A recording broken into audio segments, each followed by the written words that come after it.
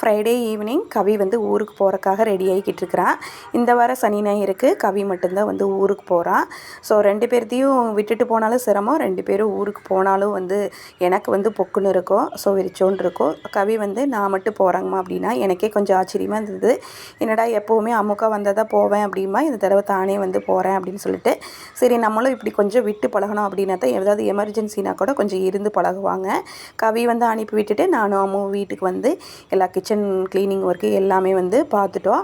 So சனிக்கிழமை வந்து பார்த்திங்கன்னா ஊருக்கு ஆஃபீஸ் முடிஞ்சு அப்படியே வந்து போகலாம் அப்படின்னு சொல்லிட்டு அம்மாவுமே வந்து ஹெல்ப் பண்ணால் ஆளுக்கு ஒரு வேலையை செஞ்சுட்டு கொஞ்சம் சீக்கிரமாக வந்து வேலை முடிஞ்சுது. எனக்கு என்ன ஆனாலும் இந்த கிச்சன் க்ளீனிங் ஒர்க்கை முடிச்சிட்டா தான் ஒரு நிம்மதியே, கொஞ்சம் ஈஸியாகவும் இருக்கும். அடுத்த நாள் கொஞ்சம் லேட்டாக எழுந்திரிச்சாலும் மேனேஜ் பண்ணிக்கலாம் அப்படிங்கிறதுனால அவளோட ரீடிங் டேபிளும் அவளே வந்து க்ளீன் பண்ணிட்டா.